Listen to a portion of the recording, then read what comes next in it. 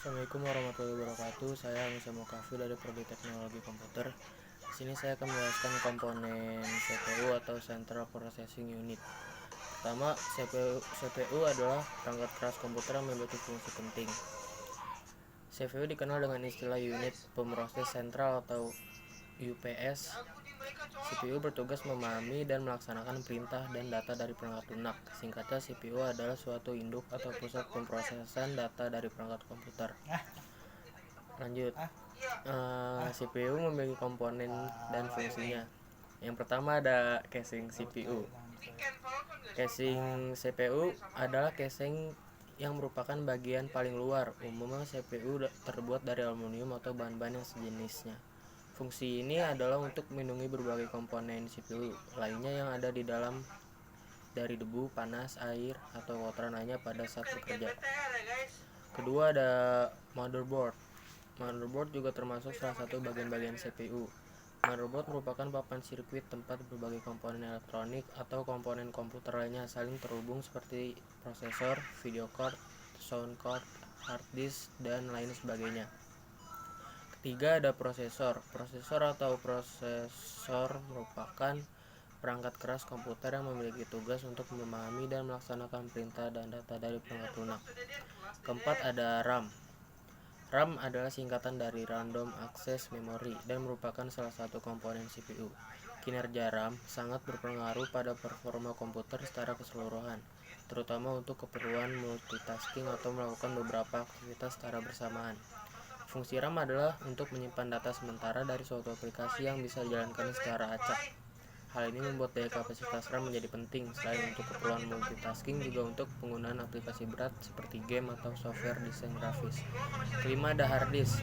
Bagian CPU berikutnya adalah hard disk. Hard disk atau biasa disingkat HDD merupakan tempat penyimpanan data konvensional pada komputer yang bekerja secara mekanik.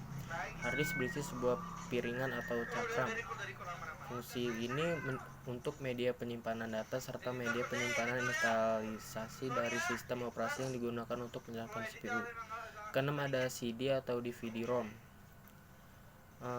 Ini biasa juga dikenal sebagai optical disk drive. Komponen ini merupakan piranti yang dapat digunakan untuk menulis dan membaca kaset atau kepingan CD atau DVD.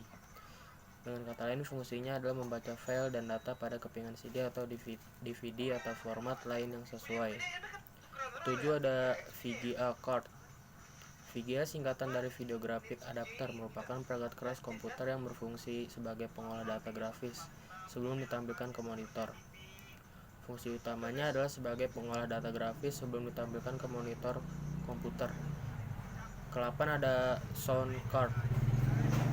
Sound card memiliki fungsi untuk mengontrol semua audio yang terdapat pada perangkat komputer. Tanpa perangkat ini maka bisa dipastikan komputer tidak akan bisa mengeluarkan suara. Ke-9 ada power supply.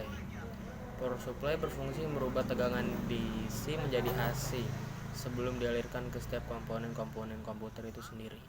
Power supply memiliki tegangan daya yang berbeda-beda, ada dari 300 watt, 380 watt, 400 watt, 450 watt, 500 watt, dan 600 watt, dan sebagainya.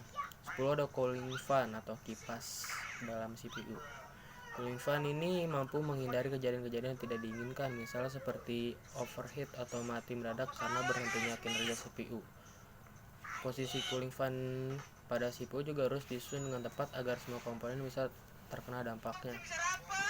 Ini fungsinya penting dalam menjaga dan menstabilkan suhu pada CPU.